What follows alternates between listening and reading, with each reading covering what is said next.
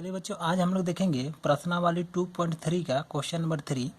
Question number 3 में बोला गया है क्या कि एक बहुपद इस तरह से दिया हुआ है, तो कहता है क्या इतना के अन्य सभी शून्यक ज्ञात कीजिए यदि इसके दो शून्यक √5/3 और -√5/3 है।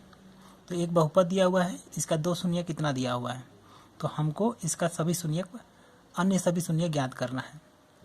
तो जैसे कि पहला एक्सरसाइज पर आपको बताया गया होगा इसका बेसिक पर कि किसी भी बहुपद का शून्यकों की संख्या कितना होती है, तो जितना इनकी घात होती है। तो इसकी घात देखिए, इसका घात है 4, तो इसके चलते इसमें इसका शून्यक की संख्या आएगा 4। तो दो शून्यक अगर यहाँ हम लोग को दिया हुआ है तो दो और शून्यक निकलेगा, है ना। तो वही हम लोग को निकालना है। तो चलिए देखते हैं कि हम लोग अन्य सभी शून्यक कैसे ज्ञात करेंगे। तो उसके लिए सबसे पहले आप इस तरह लिख लीजिए कि दिया गया बहुपद बराबर करके जो दिया हुआ उसको लिख लिए 3x⁴ + 6x³ - 2x² - 10x - 5 लिख लिए। इसके दो शून्यक दिया हुआ ना, तो √5/3 और माइनस में √5/3 है।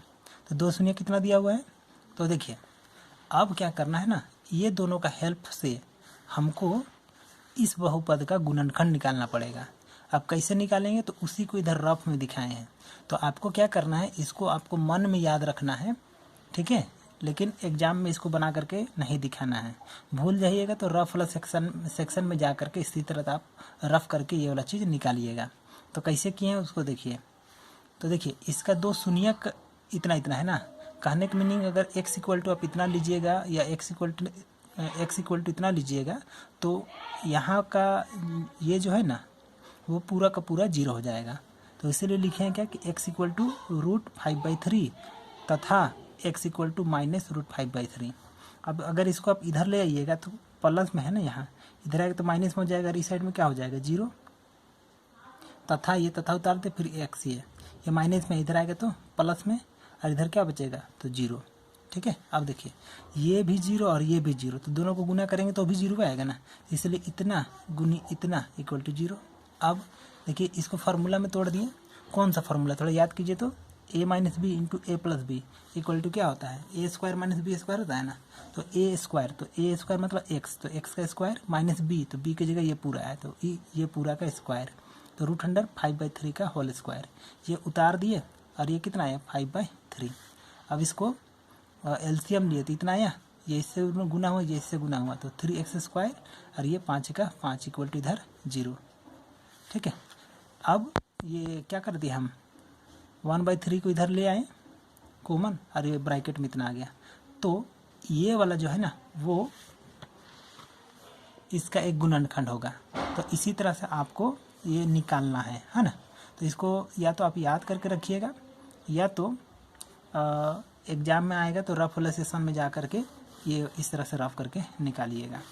अब चलिए हम लोग का ये इसका एक गुणनखंड निकल गया, इसको हम लोग पहला स्टेप मानेंगे। तो पहला स्टेप में क्या करना है, तो बहुपद का जो शून्यक दिया हुआ रहेगा उसी का हेल्प से एक गुणनखंड निकालेंगे। तो कैसे निकालें, यहाँ टोटल बता ही दिया अभी आप लोग को। अब क्या करते हैं, तो यहाँ लिख दिए, इसलिए इतना दिया गया बहुपद का एक गुणनखंड होगा, ठीक है। ये पहला स्टेप कंप्लीट। अब दूसरा स्टेप शुरू हो रहा है। अब ना ये जो है ना, इससे इसको हम लोग को ये वाला जो है इससे हमको इसको भाग करना है। चलिए भाग करते हैं। तो लिखिए अब करके भाग करना शुरू किए, तो ये यहाँ आया, ये पूरा जो है इसको हम यहाँ लिख दिए। अब देखिए भाग किस तरह से किए हैं, यहाँ 3x⁴ है, यहाँ 3x² है, तो भागा करेंगे तो x² आएगा ना। क्वेश्चन नंबर 1, 2, 3 ये सभी में तो हम लोग देखिए, नहीं सॉरी, क्वेश्चन नंबर 1 और क्वेश्चन नंबर 2 में तो देख ही लिए कि किस तरह भाग करना है। तो जब इसको भाग करेंगे तो कितना आ जाएगा यहाँ पर, तो 3x⁴ है, तो इससे भाग करेंगे तो x² आएगा। अब गुना कीजिए, तो ये गुना किए तो 3x⁴ ± -5x², ठीक है, ये कट गया। अब देखिए यहाँ स्क्वायर मतलब ये समान पद है, तो मतलब ये आपस में जुटेगा या तो घटेगा, है ना, ये नहीं। तो इसलिए आप चाहिएगा तो इसका सीधा में भी लिख सकते हैं। तो इसका सीधा में लिखिए या नहीं लिखिए, लेकिन जुटेगा या घटेगा कौन, तो समान पद ही जुटेगा या घटेगा, मतलब ये और ये ही जुटेगा या घटेगा। ये एक्स क्यूब अकेला है तो ये वाला पहले निकलेगा, मतलब 6x³ ये उतर गया यहाँ। उसके बाद ये दोनों सॉल्व हो रहा है, तो यहाँ प्लस में 5x² है, यहाँ माइनस में 2x² है। तो इसमें क्या हुआ, तो ये बड़ा है तो बड़ा का चिन्ह लगा, प्लस माइनस माइनस फिर घटा दिए, तो 5 में से 2 गया तो 3x² आया, फिर ये उतर गया, फिर ये उतर गया। अब फिर से 3 स्टेप आपको मालूम होगा पिछला क्वेश्चन नंबर 1 और 2 से कि 3 स्टेप में ये काम चलता है ना।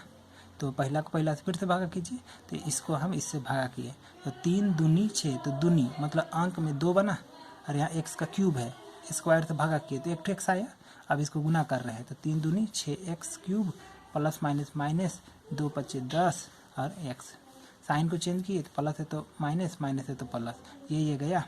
अब देखिए ये और ये कट गया, क्योंकि ये प्लस में 10x है, ये माइनस में 10x है, तो ये दोनों कट गया। अब ये बचा तो ये उतार दिए और ये यहाँ उतार दिए। अब क्या किए, इससे फिर से वही 3 स्टेप शुरू होगा। तो पहला को पहला से भाग कीजिए, तो भाग करेंगे तो 3x² को 3x² से भाग करेंगे तो 1 आएगा ना, +1, तो +1 यहाँ लिख दिए। अब गुना कर रहे हैं, तो गुना किए तो 1 और इसको गुना किए तो 3x² प्लस माइनस माइनस 1 और 5 मल्टीप्लाई हुआ तो 5। साइन को चेंज किए, प्लस है तो माइनस, माइनस है तो प्लस, माइनस का प्लस का माइनस का कट गया, तो यहाँ 0। तो यहाँ पक्का पक्की 0 आएगा, क्योंकि गुणनखंड है ना। क्वेश्चन नंबर 2 में देखे थे ना कि गुणनखंड रहने से शेषफल 0 आता है, तो गुणनखंड है हम लोग यहाँ बोले ही हैं, तो इसके चलते इसको अगर हम इससे भाग करेंगे तो शेषफल 0 ही आएगा।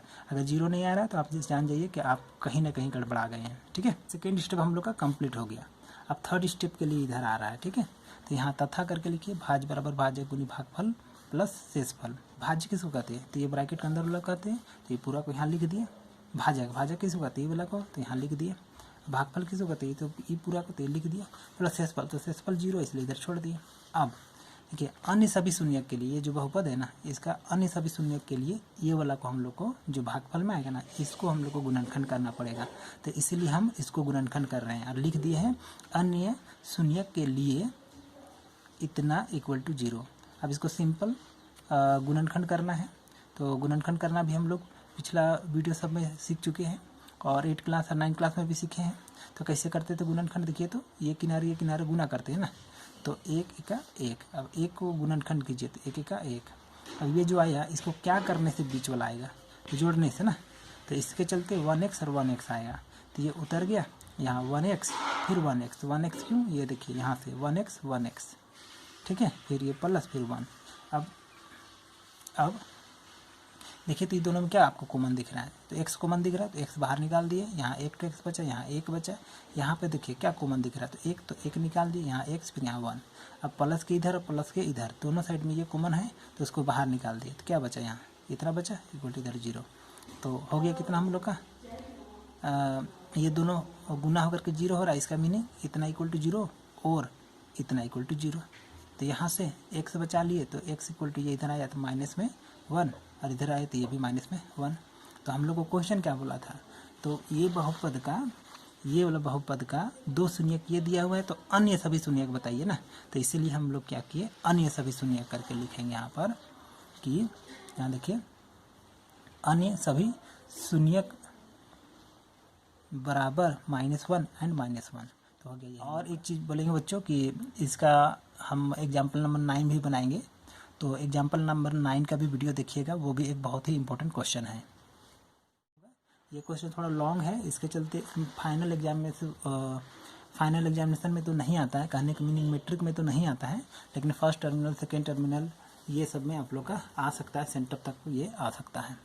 तो याद रखना है कि इसको 3 स्टेप में बनाना है।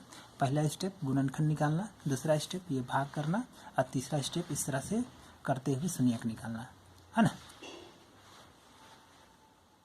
तो उम्मीद करते समझ में आ गया होगा। समझ में आ गया होगा तो वीडियो को लाइक कीजिए और चैनल को सब्सक्राइब करके इस चैनल से जुड़ जाइए, ताकि आप NCERT का पूरा सॉल्यूशन प्राप्त